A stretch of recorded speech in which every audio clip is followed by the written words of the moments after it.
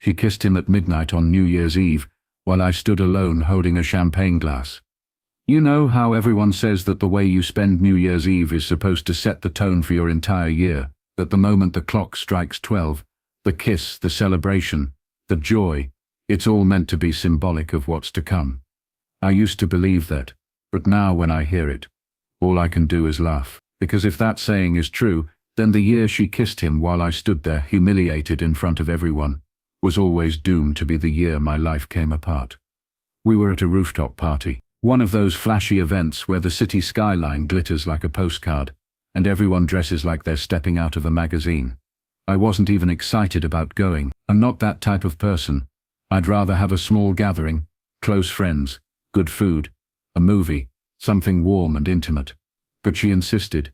She always loved big crowds, attention, the feeling of being the center of something grand. It'll be unforgettable, she said, adjusting her earrings in the mirror while I straightened my tie.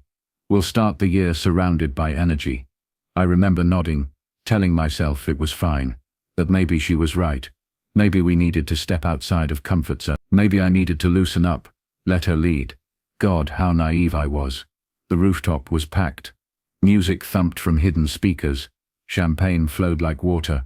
Laughter and shouts carried over the city noise. Everywhere I looked, people were glowing, dresses, sequined under the string lights, men in sharp suits, couples wrapped in each other's arms, already stealing kisses before midnight. I clutched my glass of champagne, scanning the crowd, trying to find her. She had darted off to greet friends the second we arrived. That was her way, always floating, never anchored. I finally spotted her, near the bar, her red dress catching the light. She was laughing, her head tilted back in that way that used to make me fall in love all over again. But she wasn't laughing at me. She wasn't even looking at me. She was looking at him. He wasn't a stranger. That's the part that stings the most. He was someone she had insisted on inviting. Just a friend from work, she'd said when I raised an eyebrow at his name on the guest list. It would be rude not to include him. He doesn't know many people in the city. A friend from work. That line echoes in my skull like a curse. I watched the way she leaned toward him, the way her hand lingered on his arm, the way his eyes roamed her face, as if no one else existed. My chest tightened, but I told myself I was overthinking. It was a party. She was friendly. Maybe I was just being paranoid. But then came the countdown. The crowd gathered near the edge of the rooftop, eyes on the giant clock projected onto the building across the street. 10, 9, 8. The air buzzed with anticipation, voices rising, glasses raised. She slipped closer to him. I saw it. I felt it. My pulse hammered in my ears. 7, 6.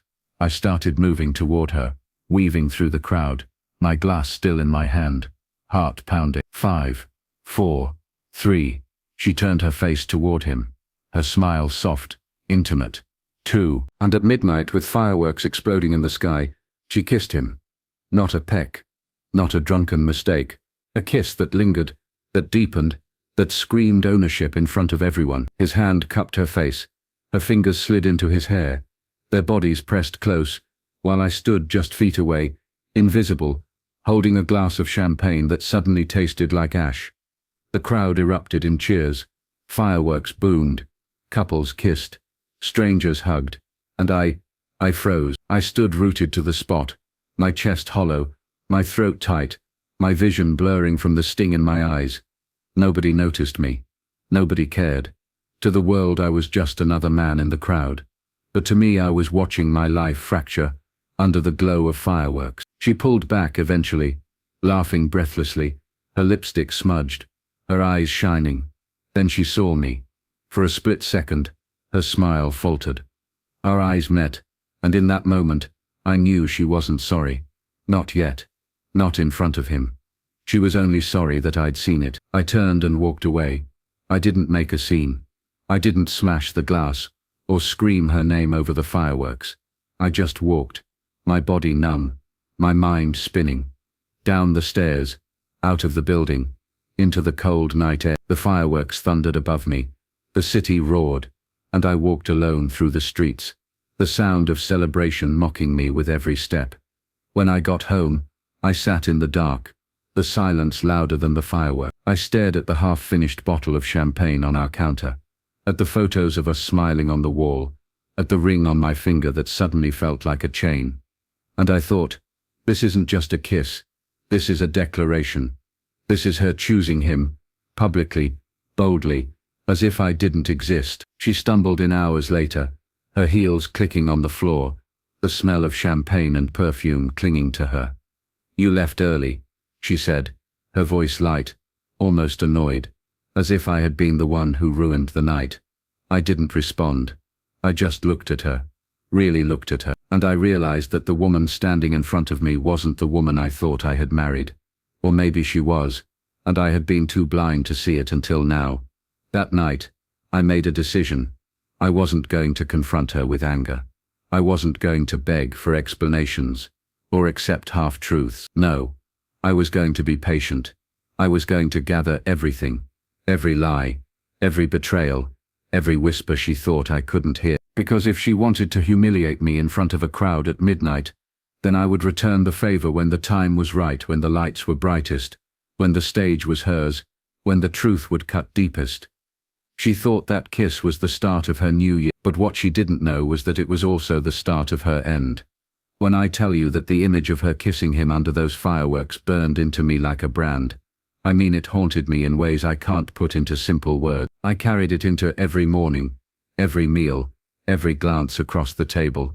I could be eating breakfast, and see her bite into toast, and suddenly the fireworks were back, the midnight roar was in my ears, and her lips weren't on mine, they were on his. I don't think people realize how much a single moment can infect your entire life. But here's what I learned in those weeks after New Year's. Anger is a wildfire. If you let it run wild, but if you contain it, it becomes a force. And I wasn't going to burn out in a rage she could dismiss as jealousy or insecurity. I was going to forge something precise, deliberate, devastating. She thought she'd gotten away with it. That was the part that twisted the knife. When she came home after that party, all smudged lipstick and casual lies about how everyone was just having fun, she didn't even flinch. She thought my silence meant ignorance. She thought if I hadn't exploded in the moment, then I must not have seen clearly. Or maybe I was too weak to face her. What she didn't realize was that silence doesn't always mean surrender. Sometimes silence means planning. So I started watching. It's amazing what you notice. Notes you decide to pay attention. The late-night texts she angled her phone away for. The work dinners that left her smelling of cologne that wasn't mine. The way her mood shifted after certain notifications, like a teenager getting a message from a crush. I didn't confront her. I didn't hint at it. I just observed. I memorized. I collected. I went through her phone one night while she showered. She'd gotten sloppy with her passwords, too comfortable, too confident. The messages were all there, long threads of plans, confessions, jokes at my expense, pictures too. Some innocent selfies, little grins in elevators, but some not.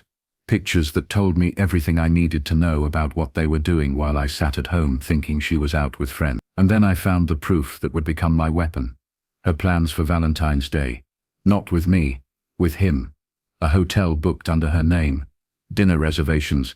Little notes about finally being able to spend a night that's ours. My hands shook as I scrolled through it, but I didn't feel heartbreak anymore. I felt something colder, sharper. I felt clarity. Valentine's Day became my target. The irony was too perfect. She thought she'd spend it sneaking around, living out her fantasy. I decided that would be the night I'd turn the spotlight on her lies. The weeks leading up to it, I played my role. I bought her flowers, suggested dinner plans, asked if she wanted a quiet night. She brushed me off, of course, claiming she was working late, that Valentine's Day was too commercial anyway. I smiled, nodded, pretended to agree. Inside I was counting the days like a man waiting for trial, but I wasn't the one on the stand. When the night came, I followed her. She thought she was clever, leaving dressed in her work clothes, carrying a small bag she said was for a meeting out of town. I trailed her from a safe distance, my heart steady, my hands tight on the wheel. She pulled into the hotel, the one from her emails, and I parked across the street. I watched as she got out of the car, her face lit up by the glow of the entrance, her steps quick, eager. A few minutes later, he arrived. They embraced like characters in a bad romance movie, her arms wrapped around him, his lips on her hair, and then they disappeared inside together. I didn't follow. I didn't need to. I already had what I needed. Photos, timestamps, receipts, messages, evidence, proof. What mattered wasn't catching them in the act. What mattered was when and how I revealed it. I chose our anniversary dinner. She thought she was clever, planning a big event, inviting family and close friends to a private dining hall, decorating it with flowers and candles. She wanted another chance to shine, to perform, to play the part of the perfect wife. And I gave her that. I gave her the stage, the spotlight, the audience. Dinner started beautifully. Laughter, clinking glasses, stories from family about how strong we looked, how inspiring our marriage was. She glowed across the table, soaking in the praise, her hand occasionally brushing mine like we were the picture of devotion. But every time she smiled, I saw that midnight kiss under fireworks. Every time she laughed, I saw her messages to him. And every time she touched me, I saw her arms wrapped around him at that hotel. When the waiter cleared the plates and it was time for toasts, I stood. The room quieted. Glasses lifted. She looked at me with expectation, her eyes sparkling, ready for me to pour out some sweet speech about love and gratitude. Instead, I placed a folder on the table. "This," I began, my voice calm, measured, "is the story of our marriage. Not the one you've all been told, but the real one." Confusion flickered across faces. She froze, her smile faltering, her eyes narrowing slightly as she realized what I held. I pulled out the first photo, her kissing him at midnight, under the fireworks. Gasps filled the room. "This was New Year's Eve," I said, while I stood alone with a glass in my hand. "This is how she started her year." I laid out the next piece, screenshots of their messages, their jokes, their declarations. "These are the nights she said she was working late. These are the dinners she said were with friends. This is the man she said was just a colleague." I placed the hotel receipt down, the reservation for Valentine's Day. This was last week, our first Valentine's Day as a married couple. She wasn't with me. She was here, with him. The silence was suffocating. My mother covered her mouth. My father's face hardened. Friends shifted uncomfortably, whispers rippling through the room. Her face went pale, then red, then pale again. She stammered, her voice cracking. It's not what it looks like." I cut her off. "It's exactly what it looks like, and now everyone knows it." Tears spilled down her face. She reached for me, but I stepped back. "You humiliated me in front of strangers at New Year's. You thought it was just a kiss, but that kiss was the truth. And tonight, I'm giving it back to you. In front of everyone who actually matters." She collapsed into sobs, her hands shaking, her words incoherent.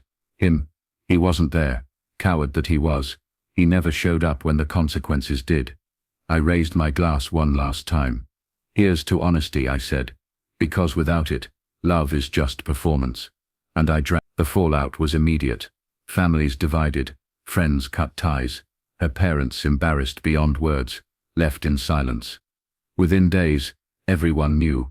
Word spread through whispers, through social media, through the same networks she used to build her image. She called me endlessly, left voicemails swinging from apologies to rage. I didn't answer. I didn't need to. She thought the midnight kiss was the beginning of her new year, but it was the beginning of her end, and for me, it was the beginning of my freedom.